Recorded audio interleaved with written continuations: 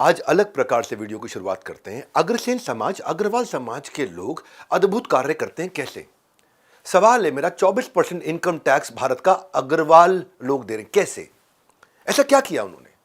आज 62%, 60% चंदा दान अग्रवाल समाज के, अग्रसेन समाज के लोग देते हैं। ये कैसे हुआ? हमारी जीडीपी का 25% एक ही समाज के लोग कंट्रीब्यूट कर रहे हैं। आज हमारी इंडियन ई कॉमर्स जो है इंडस्ट्री, हर 100 रुपए में 40 रुपए का फंडिंग इन्हीं को जाकर के मिला। हर कम्युनिटी के अंदर, स्टार्टअप के अंदर इन लोगों ने तूफान मचा दिया। कौन है ये लोग? बात कर रहा हूं अग्रवाल कम्युनिटी की, अग्रवाल समाज की, अग्रसेन समाज की। इनके जो गुरु, इनके संस्थापक, बिजनेस के सबसे बड़े गुरु, आज पहले बिजनेस कोच के बारे में दुनिया के बताऊंगा, महाराजा अग्रसेन।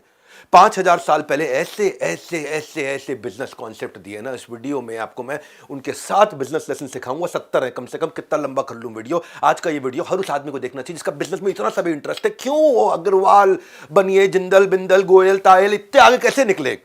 देखो, स्ट्रैटेजी पढ़ना एक बात है, उसको पढ़ाना एक बात है, लेकिन स्ट्रैटेजी के पीछे की स्ट्रैटेजी को समझाना एक बात है, जो उन्होंने अपने पूरे समाज को सिखाई और अग्रसेन समाज बनाया। नमस्कार, विवेक बिंद्रा बोल रहा हूं, फाउंडर एंड सीईओ बड़ा बिजनेस.com। सुनो भैया, ठंड जबरदस्त पड़ती जा रही है, कंबल रजाई से आपकी दोस्ती बढ़ती जा रही है। ठंड है लेकिन ठंडा नहीं पड़ेंगे। हाँ, आ गया हूं एक और गर्मा गर्म सुपर सॉलिड 8 बजे संडे की केस स्टडी, क्योंकि मैं हर सुबह 8 बजे संडे को आता हूं। और 8 जो होता है ना, ऐसे वाला 8, इसको अगर हॉरिजॉन्टल कर दो, टेढ़ा कर दो, ये कौन सा साइन बना? इन्फिनिटी का। इन्फिनिटी समझते हो? Never ending. इन्फिनिटी समझते हो? जो कभी खत्म ही ना हो। इसी तरह से लर्निंग होनी चाहिए, कभी खत्म नहीं होनी चाहिए। आज की जो हमारी पर्सनैलिटी है, जिनके बारे में बता रहा हूं, भारत सीखेगा इनसे। आज हमारा देश सीखेगा इनसे। दुनिया के हर बिजनेसमैन के पहले गुरु रह चुके हैं। मेरी केस स्टडी लगातार आ रही हैं। North Korea, Israel, Facebook, Haryana की कम्युनिटी बताई, सैम बहादुर के बारे में बताया, चार्ल्स शोभराज को चाइना से कंपेयर किया, विराट कोहली के आपने इतना प्यार दिया। अभी गुरुपुरब निकला गुरु नानक देव जी पे, लेकिन आज महाराजा अग्रसेन पे बात करूंगा। इसका अगला पृथ्वीराज चौहान पे बताऊंगा। फिर सिंधी कम्युनिटी के बारे में बताऊंगा। 25 दिसंबर जीसस क्राइस्ट भी आ रहे हैं। नए साल के रेजोल्यूशन पे बात करूंगा। नारायण मूर्ति से लेकर सिख कम्युनिटी से लेकर के कितना कुछ हर संडे 8 बजे मिलेंगे। अब मैं आपको बताता हूं महाराजा अग्रसेन के बारे में। बिजनेस मॉडल जो हमारे सिलेबस में होता ना, ये इनके खून में था, डीएनए में था। क्यों अग्रवाल ऐसे बने जैसे हैं ये? 25% जीडीपी कंट्रीब्यूट एक समाज कैसे कर सकता है? इसके पीछे थे वो स्ट्रैटेजिक थिंकर, दुनिया के पहले बिजनेस कोच। एमबीए की फुल फॉर्म होनी चाहिए महाराजा बिजनेस अग्रसेन, एमबीए। भगवान राम के वंशज थे। भगवान कृष्ण के समकालीन 5200 साल पहले आए थे महाराजा अग्रसेन, वैश्य समाज के जनक। द्वापर युग जब खत्म हो रहा था, कलयुग जब शुरू हुआ था, तब इनका जन्म हुआ था। और ये महाभारत का युद्ध भी भगवान कृष्ण अर्जुन पांडवों की तरफ से लड़े थे। 10वें दिन इनके पिता का देहांत हो गया था। उसके बाद भगवान कृष्ण ने इनको राजा बना दिया था अपने शासन का। महाराजा अग्रसेन, मैं 1-2 मिनट को पहले आपको इंट्रोडक्शन देता हूं। महाराजा अग्रसेन कौन थे, उनका विवाह कैसे हुआ, और उसके बाद बताऊंगा कि अपने समाज में इन्होंने बिजनेस एस्टैब्लिश कैसे किए। मन है आपका सुनने का? छोड़ नहीं पाओगे वीडियो को। पहले 1-2 मिनट हिस्से में ले लेते हैं। ये सूर्यवंशी क्षत्रियों में से थे। बचपन से बड़े नम्र विनम्र, बड़े प्रजापालक व्यक्ति। बचपन से वेद शास्त्र, अस्त्र शस्त्र, न्याय शास्त्र, धर्म शास्त्र, राजनीति, अर्थनीति, सबका ज्ञान प्राप्त कर लिया था। नागराज समुदाय के राजा एक हुआ करते थे, कुमुद। उनकी बेटी माधवी का इनसे विवाह हुआ था। क्योंकि ये नागवंश से थे, तो नागों को मामा माना जाता है इनके यहाँ पे। क्योंकि माधवी, माता माधवी वहीं से आई थी। अब मां माधवी का विवाह कैसे हुआ? स्वयंवर हो रहा था उस समय, और राजा कुमुद ने स्वयंवर किया। माधवी इतनी सुंदर। अब माता माधवी के स्वयंवर में बहुत लोग पहुंचे, इंद्रदेव स्वयं पहुंच गए, लेकिन माता माधवी ने महाराजा अग्रसेन को पसंद कर लिया। इंद्र हो गए नाराज। इंद्र कहते हैं मेरे को करना था विवाह, और उनका झगड़ा बढ़ गया इंद्र का।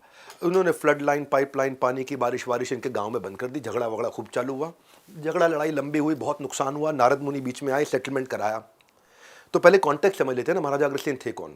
हिसार में अग्रोहा कुंज में इन्होंने शुरुआत करी थी। कैसे करी वो समझ लेते हैं। जब ये बहुत परेशान हो गए, नारद मुनि ने आकर के सेटलमेंट कराया। उसके बाद इन्होंने सोचा कि अब आगे क्या करूं, तो माता लक्ष्मी जो उनकी कुलदेवी हैं, उनकी इन्होंने आराधना करी। माता लक्ष्मी प्रसन्न हुई, इनके पास आई, बोली जाओ एक नए राज्य की स्थापना करो और क्षत्रिय धर्म को छोड़ दो। तुम क्षत्रिय धर्म के लिए नहीं बने, तुम वैश्य धर्म को अपनाओ।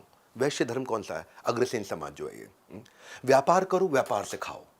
मां लक्ष्मी की इन पे कृपा हो गई। महाराजा अग्रसेन सोचे अब कहां जाऊं, कैसे, कहां राज्य की स्थापना करूं, तो माता माधवी के साथ जगह ढूंढने के लिए निकल पड़े।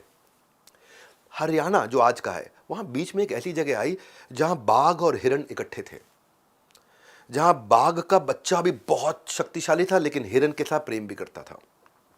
छोटे से बाघ के बच्चे ने इनके हाथी पे अटैक किया। ये बड़े हैरान हुए, ये छोटा सा बाघ का बच्चा इतने बड़े हाथी को कुछ कर तो सकता नहीं, हाँ क्या कर लेगा, लेकिन उसमें करेज बहुत है और इस जगह में प्रेम भी बहुत है कि हिरण और शेर साथ में रह रहे हैं। तो इनको ऐसी प्रेरणा हुई कि अपने ऋषि मुनियों से इन्होंने चर्चा करी, बोले ये कुछ शुभ संकेत है, जहाँ शेर और हिरण में रिश्ता भी है और इतनी वीरता शौर्य भी है। उस जगह इन्होंने सोचा कि मैं स्थापना करता हूँ अपने राज्य की, और उसका नाम रखा अपने नाम के आगे अग्रोहा। अग्रोहा कुंज जिसको आज बोला जाता है, ये 4 धाम के अलावा अग्रसेन समाज के लोगों के लिए 5वां धाम है। तो ये तो हो गया हिसार डिस्ट्रिक्ट में आज ये पड़ता है, ये तो हो गया इनका बैकग्राउंड। ये इन्हीं के वंशज हैं जो आगे निकले, वेदांता ग्रुप के अनिल अग्रवाल, सुनील भारती मित्तल, लक्ष्मी मित्तल, सुभाष चंद्र गोयल, सावित्री जिंदल, ये सब बड़े बड़े, भवेश अग्रवाल, पीयूष बंसल, जितने बड़े बिजनेसमैन हैं सब यहीं से निकले। ये थे महाराजा अग्रसेन जिन्होंने अपने टाइम पे situational leadership, hoshin kanri, first mover advantage, inventory management, skill will matrix, economies of scope, succession planning, बहुत कुछ सिखाया। मतलब आज अगर महाराजा अग्रसेन को समझो ना, उसके बाद एमबीए करने की जरूरत नहीं है। आज इनकी 7 स्टोरीज आपको सुनाने वाला हूं मैं, 7 बिजनेस लेसन, एक पूरी 7 का वेट करना, ऐसी लर्निंग्स मिलने वाली है। शार्क टैंक वगैरह आपने देखा है, इन्वेस्टर फंडिंग करते हैं, लेकिन इसके अलावा एक और तरीका होता है क्राउड फंडिंग। ये पहले व्यक्ति थे, ओरिजिनली कंसेप्चुलाइज किया था इन्होंने क्राउड फंडिंग।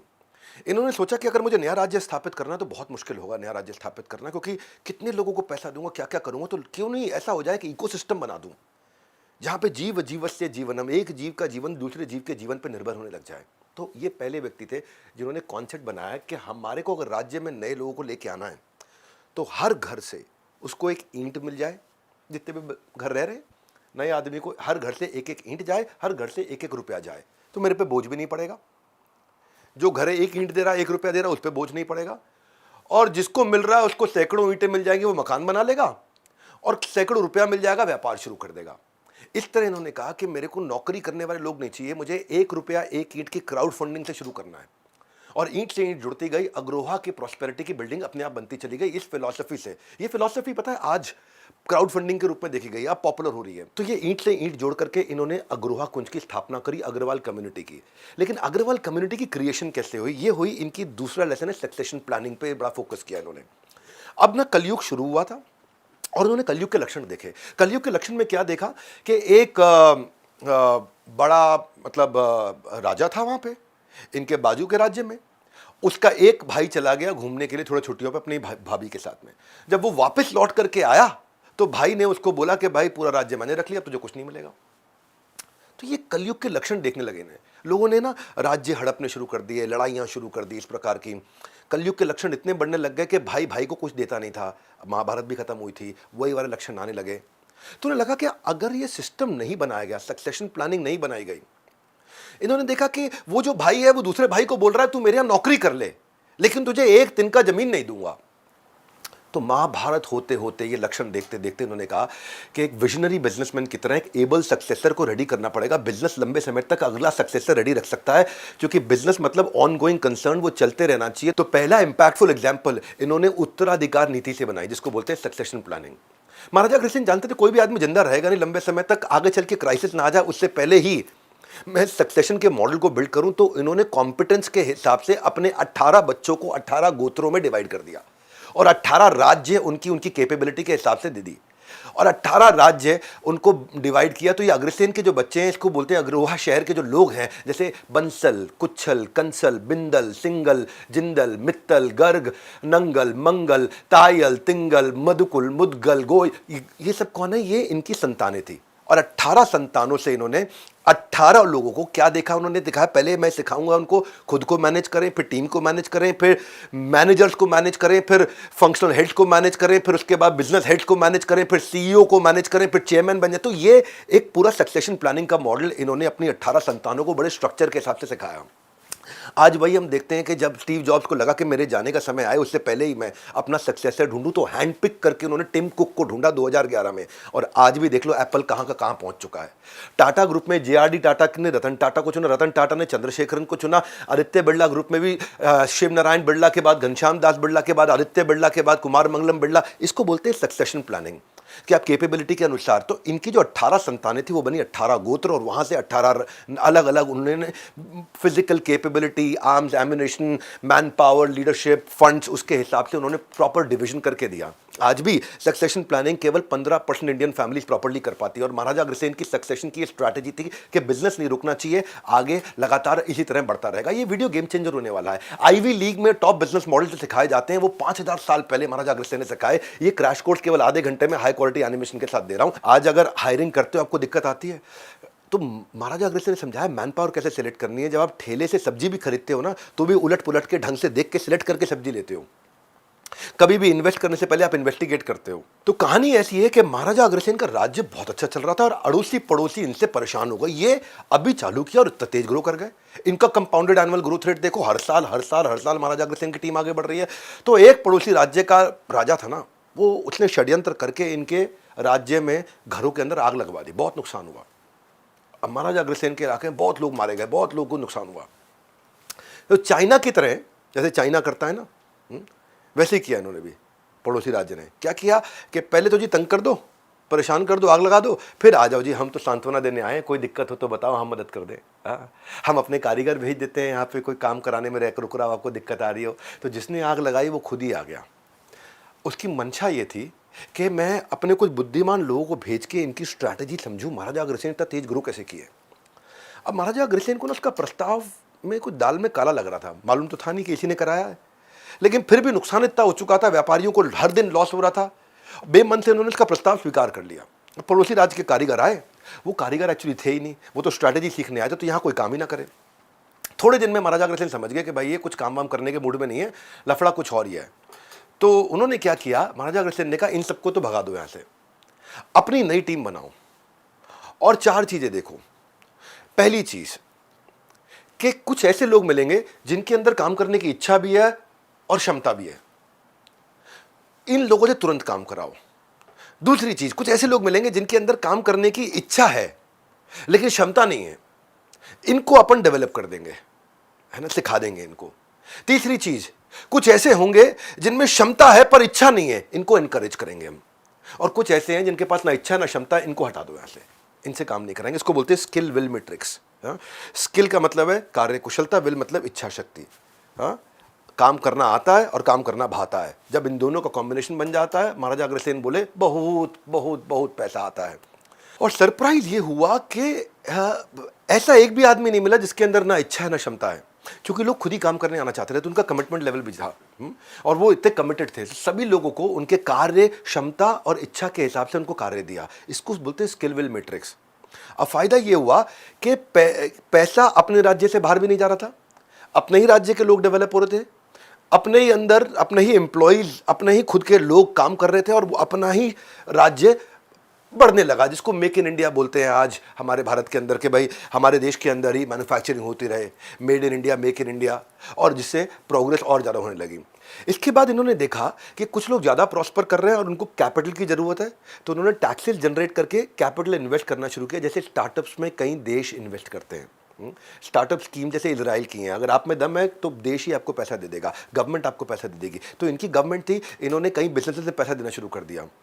तो इन्होंने मॉडल क्या बिल्ड किया, ये देखना है कि किसको मुझे मैनेज करना है, किसको मुझे कोच करना है, किसको मुझे डेलीगेट करना है, किसको सपोर्ट करना है, किसको मेंटर करना है, किसको डायरेक्ट करना है। तो मैन पावर को उसी के हिसाब से इन्होंने एंगेज किया और उनको बोला कि अपने प्रॉफिट्स को वापस री इन्वेस्ट करना शुरू करो, उस तभी प्रॉफिट आएगा। और आपने क्या प्राइसिंग रखनी है, क्या पोजिशनिंग रखनी है, सारे स्टार्टअप ये डीकोड नहीं कर पाते, जो आज डीकोड नहीं कर पाते, जो उस टाइम पे इन्होंने सिखाया।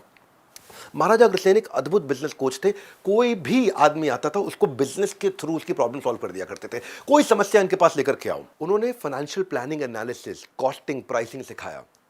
मैं बताता हूँ हुआ क्या, जब वो भीषण आग लगी थी तो बहुत सारे घर जल गए थे, कई लोग भी मारे गए, इसमें कई औरतें आदमी मारे गए। तो इसका असर ये आया, उस असर को समझाने से पहले मैं कहानी समझाता हूँ आपको।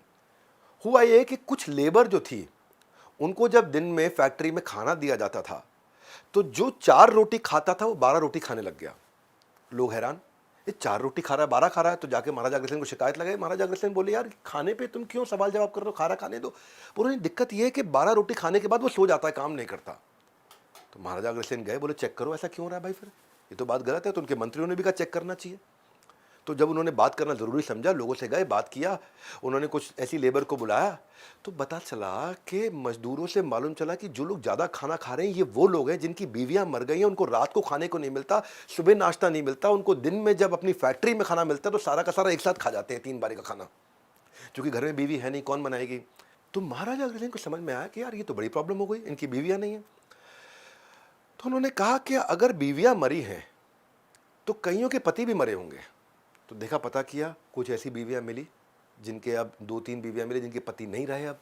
तो उनको बुलाया, उन्होंने लेडीज़ को समझाया, बोला तुम्हें बिजनेस वुमेन बनाना चाहता हूँ। बोले क्या करेंगे? बोले तुम क्लाउड किचन चालू करो। अब जिनकी बीवियाँ मर गई हैं, तुम उनके लिए खाना बनाओ, रात को उनके लिए खाने की डिलीवरी करो, टिफ़िन सर्विस तैयार करो, क्लाउड किचन तैयार करो। अब क्लाउड किचन और टिफ़िन सर्विस की बात महिला को अच्छी लगी, पूरे उत्साह से अगले दिन महिला काम पे लग गई, उसने खाना बनाना शुरू किया और एक-एक महिला ने 10-10 ऐसे आदमियों को खाना खिलाना शुरू किया। अब वो तीनों महिलाएं 1 महीने के बाद रोती हुई महाराजा अग्रसेन के पास पहुंच गई और रोने लगी। बोले कि भाई मैं तो बड़ी परेशान हूँ। बोले क्या परेशानी है? बोले हर आदमी से हम खाना खिलाने के 2 सिक्के महीने के लेते थे, 10 लोग खाना खाते हैं, 10 लोग इंटू 2 सिक्के मतलब मुझको 20 सिक्के मिलते थे और खर्चा मेरा 23 सिक्के का हो जाता है, बहुत नुकसान हो जाता है। तब महाराजा अग्रसेन ने पूछा 23 सिक्के का खर्चा क्यों हो रहा है? सब्जी कितने की लग रही है? 1 थाली में।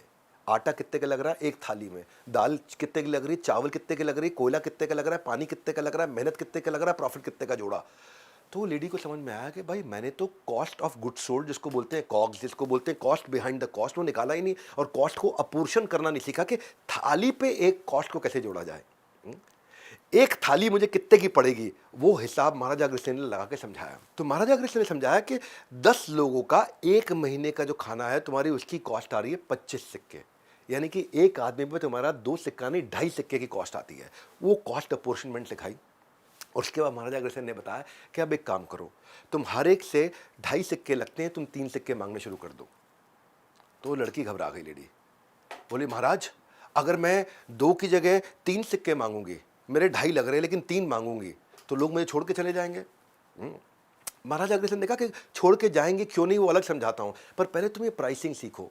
ये अलग अलग प्रकार की प्राइसिंग होती है, loss leading, predatory, cost plus, penetration. Maharaja Agrasen ने उसको कॉस्ट प्लस प्राइसिंग सिखाई कि तुम्हारी ये कॉस्ट ऐसे निकालनी है और प्लस अपना प्रॉफिट ये जोड़ करके 3 सिक्के मांगने हैं। तो लेडी ने बोला अगर लोगों ने आने को मना कर दिया तो? अग्रसेन ने कहा नहीं, अब लोगों को तुम्हारे हाथ के अच्छे खाने की आदत पड़ गई है और उनके पास और कोई ऑप्शन नहीं है, इतनी औरतें नहीं है, इसको बोलते हैं एग्जिट बैरियर, वो तुमको छोड़ के नहीं जाएंगे। और क्योंकि ये तुम्हारी सबसे बड़ी ताकत है, क्योंकि तुम ही बना रही हो यहाँ पे।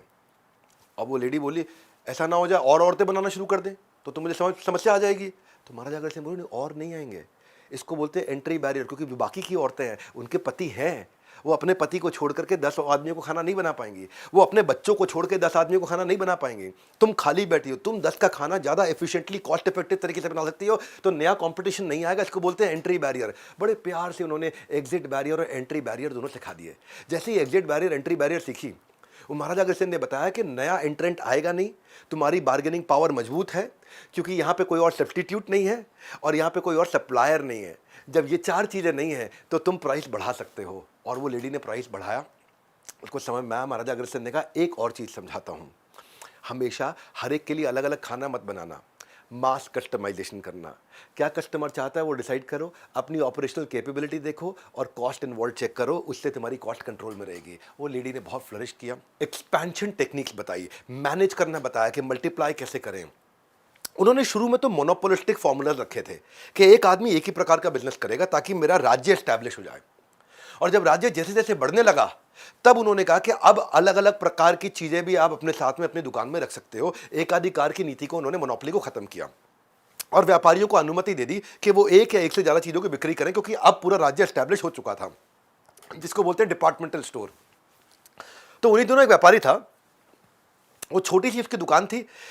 जैसे ही मोनोपोली का मॉडल खत्म हुआ, उन्होंने बाजू की दुकान, इधर की दुकान लेके अपनी दुकान को बड़ा कर लिया और किराने के साथ में दूध, दही, बर्तन, कपड़े सब कुछ बेचना शुरू कर दिया। बहुत तेज बिजनेस उसका ग्रो कर गया। उसने कहा इतना पैसा कमा लिया, पत्नी के साथ कहीं वेकेशन पे जाता हूँ, कोई घूमने जाता हूँ। पर जैसे ही वापस आया, वापस आकर के देखा कि दुकान में बर्तनों को छोड़ करके सारा सामान चूहे खा चुके थे। नुकसान देख के परेशान हो गया वो। महाराजा अग्रसेन के पास पहुंचे। महाराजा अग्रसेन हर चीज़ का बिजनेस से सोल्यूशन दिया करते थे। महाराजा अग्रसेन ने उसको अलग अलग तरीके के मॉडल समझाए। महाराजा अग्रसेन ने दुनिया का पहला डी मार्ट और दुनिया का पहला वॉलमार्ट, दुनिया का पहला बिग बाजार बनाना उसको सिखाया। उनको बताया वाइड डीप स्क्रैम्बल्ड असॉर्टमेंट्स क्या होते हैं। उन्होंने सबसे पहली चीज़ उनको बताया कि चूहे क्यों आए वहाँ, मालूम? चूहे इसलिए आए क्योंकि वहाँ खाने की चीज़ें पड़ी थी बहुत सारी, दूध दही पनीर शक्कर आटा होगा तो चूहे आएंगे। तो उन्होंने समझाया लीफो फीफो समझो, कि कपड़े बर्तन सजावट का सामान श्रृंगार का सामान वो पहले ला करके रखो और बाद तक बेचो, लेकिन जो दूध दही पनीर शक्कर आटा है वो हमेशा क्या करो, आखिरी में लेके आओ, लास्ट इन फर्स्ट आउट। वो बाद सबसे आखिरी में लेके आओ क्योंकि उसकी एक्सपायरी होती है और फर्स्ट आउट, उसको सबसे पहले बाहर निकालो। जो जापान में लीफो फीफो समझाया जाता है, महाराजा अग्रसेन ने 5200 साल पहले समझा दिया था। Stock management, rack management, expiry management, LIFO FIFO. उन्होंने बताया कि सामान को 3 हिस्सों में बांटो, जो ज्यादा बिकता है उसको ज्यादा रखो, जो कभी कभी बिकता है उसको कम लेकर के आओ, और जो नहीं बिकता है उसको लाना बंद कर दो। इसको क्या बोलते हैं, fast moving, slow moving, non moving. इससे तुम्हारी इन्वेंट्री मैनेज रहेगी और तुम्हारी इन्वेंट्री टाइम से निकल जाएगी, और ज्यादा बिकने वाले सामान पे तुम्हारा ज्यादा, तो इसको बोलते हैं, उन्होंने सिखाया process automation, process improvement, process integration, process orchestration. ये बात मानकर व्यापारी ने काफी सफलता हासिल करी और उसने 2 साल के अंदर अपने व्यापार को अलग अलग जगह फैलाना शुरू कर दिया। क्या बेचना है, क्या बचाना है, बेचने बचाने का ये विज्ञान महाराजा अग्रसेन ने बहुत पहले समझा दिया था। ये fast moving, slow moving, non moving, ये सब बहुत पहले 80-20 प्रिंसिपल्स उन्होंने उस समय समझाए थे कि वाइड असॉर्टमेंट क्या होता है। तो उन्होंने अलग अलग प्रकार की दुकानें बनवानी शुरू करी। उन्होंने बताया, फिर अगले दुकानदारों को बुलाया, बोले तुम इधर आओ, तुम वाइड असॉर्टमेंट रखो। उसने बोला वाइड असॉर्टमेंट क्या होता है? बोले मैक्सिमम प्रोडक्ट कैटेगरी लेकिन वैरायटी मिनिमम रखो। जैसे होता है ना कि आपके पास में प्रोडक्ट कैटेगरी बहुत सारी है लेकिन प्रोडक्ट कैटेगरी की अलग अलग वैरायटी बहुत सारी नहीं है। ऐसे होता है डीप असॉर्टमेंट। डीप असॉर्टमेंट उन्होंने क्या समझा है, अब प्रोडक्ट की वैरायटी बहुत ज्यादा रखो लेकिन कैटेगरी बहुत कम रखो। जैसे समझो कि मान लो कोई जूते की, एथलेटिक जूते की दुकान है, उदाहरण लेता हूं आपको आज के समय का। हाँ, तो वो उसके पास बहुत सारे तरह के जूते हैं लेकिन कैटेगरी खाली क्या है, स्पोर्ट्स वाले जूतों की है। ये नहीं है कि मतलब फॉर्मल जूते भी हैं और बाकी चीज़ें भी हैं। तो ये एथलेटिक शू स्टोर हो गया, इसको बोला डीप असॉर्टमेंट। हाँ, एक हो गया स्क्रैम्बल्ड असॉर्टमेंट। तो कुछ को उन्होंने बिग बाजार, डीमार्ट, वॉलमार्ट बनाया, मैक्सिमम कैटेगरी, मैक्सिमम वैरायटी। हाँ, जितने ज़्यादा से ज़्यादा कस्टमर तुम ले सकते हो, जिसके पास ज़्यादा कैपिटल था उससे वो काम कराया था, वन स्टॉप शॉपिंग बन जाए तुम्हारी दुकान। जहां पे जैसे सुपरमार्केट होता है ना, वहां सब कुछ मिल जाएगा आपको एक ही जगह पे। तो वो stock management, expiry management, rack management, ऐसी छोटी छोटी प्रॉब्लम को महाराजा अग्रसेन इजी सोल्यूशन के साथ दिया करते थे, जो आज के समय बिजनेस स्कूल में मैनेजमेंट स्ट्रैटेजी के साथ बिजनेस सेशन में सिखाया जाता है। पिवोट कैसे किया जाए, बिजनेस में चेंज कैसे लेके जाए।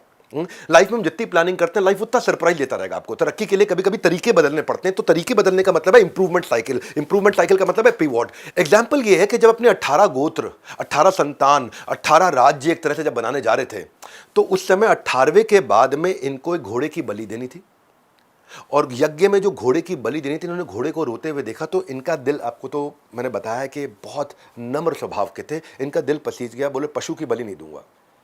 तो ऋषि मुनियों ने कहा यज्ञ पूरा नहीं होगा। बोले ना हो पूरा, लेकिन यज्ञ में मैं बलि नहीं दूंगा। इन्होंने घोड़े की बलि मना करके बोल दिया कि हमारे वंशज जितने भी हैं सबके सब वेजिटेरियन रहेंगे, और घोड़े की बलि नहीं दी इन्होंने, हिंसा की बलि। बोले हिंसा बंद कर दो, और यज्ञ समाप्ति के लिए मैं नया नियम लेके आऊंगा, नारियल फोड़ेंगे, किसी जानवर की हत्या नहीं करेंगे। नारियल फोड़ना यहां से शुरू हुआ था और बलि प्रथा रुक गई। अब रुक गई तो वहां पे कई ऐसे भी बिजनेसमैन हो सकते थे जो इसी प्रकार का बिजनेस करते। उनमें से एक आदमी इनके पास रोता हुआ आया, बोला मेरे भूखे मरने की नौबत आ गई महाराज। बोला क्या हुआ, क्या समस्या? बोला मैं भैंस बकरी को मार के, गाय को मार के उसका मांस बेचा करता था, आपने बंद करा दिया। अब राज्य में सारे वेजिटेरियन हो गए, अब मैं क्या करूं? सबने मांस खाना बंद कर दिया, व्यापार मेरा रुक गया। महाराजा अग्रसेन, मैं बताया ना बिजनेस कोच, कहते निराश मत हो, टेंशन क्यों लेते हो? इसको बोलते हैं अडॉप्शन कर्व। मार्केट में कंज्यूमर बिहेवियर बदल गया है। उन्होंने कहा मांस क्यों बेचते हो तुम? गाय है, बकरी है, मत काटो। बोलो नहीं काटूंगा तो क्या करूंगा? बोलो उसका दूध निकालो, दूध बेचो। बोलो associated line of product build करो, दूध से घी बनाओ, मक्खन बनाओ, पनीर बनाओ, दही बनाओ, लस्सी बनाओ, छाछ बनाओ। इतनी एसोसिएटेड लाइन ऑफ प्रोडक्ट, जिसको बोलते हैं रिलेटेड प्रोडक्ट, कनेक्टेड प्रोडक्ट और कॉम्प्लीमेंट्री प्रोडक्ट। अभी तो खाली मांस काट के बेच रहे थे, अब इतनी आइटम बेच सकते हो। तो जैसे ही बेचना शुरू किया, उसको समझाया कि इसको बोलते हैं adoption of the life cycle. आपको लोगों के चेंज ऑफ बिहेवियर के हिसाब से अपने प्रोडक्ट लाइन को बिल्ड करना चाहिए। हाँ, तो आप बन जाओगे इनोवेटर, अर्ली अडॉप्टर और अर्ली मेजॉरिटी में, क्योंकि आप पहला बिजनेस ये करने वाले हो। इतनी सारी एसोसिएटेड लाइन ऑफ प्रोडक्ट के साथ देखते ही देखते उस आदमी का व्यापार इतना बढ़ गया, उससे मैनेज करना मुश्किल हो गया।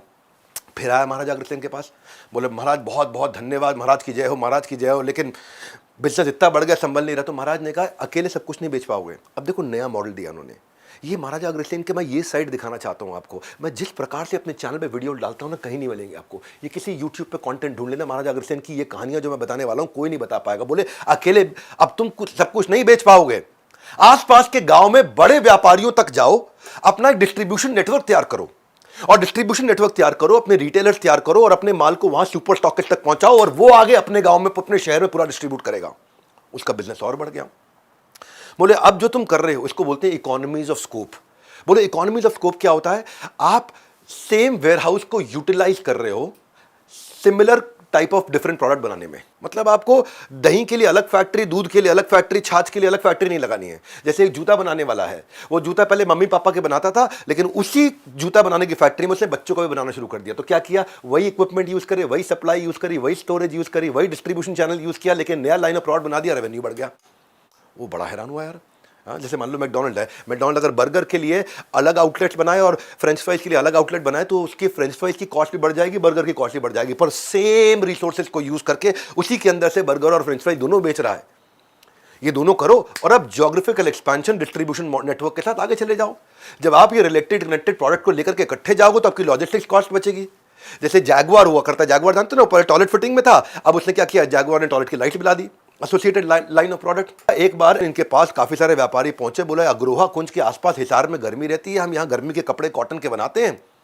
अब नवंबर, दिसंबर, जनवरी, फरवरी, ये 4 महीने हमारा धंधा चलता ही नहीं है, हमारे को खाने के लाले पड़ जाते हैं, हम क्या करें?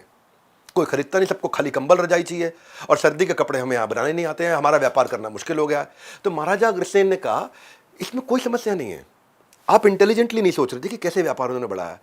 उन्होंने कहा कि आपको अब क्या है, साउथ के अंदर ये टेम्परेचर, ये क्लाइमेट और इस विंड के कारण इस समय वहां पे अभी भी गर्मी होगी, तो सामान इकट्ठा मत करो, सामान को इकट्ठा करके यहां से सामान के साथ ट्रैवल करो ताकि आपका नुकसान ना हो। Inventory management, just in time strategy समझाई इन्होंने। जहां मांग है वहां पहुंच जाओ। बड़े बड़े मैनेजमेंट कॉलेजेस में महाराजा अग्रसेन का सीजनल बिजनेस मॉडल आज पढ़ाया जाता है।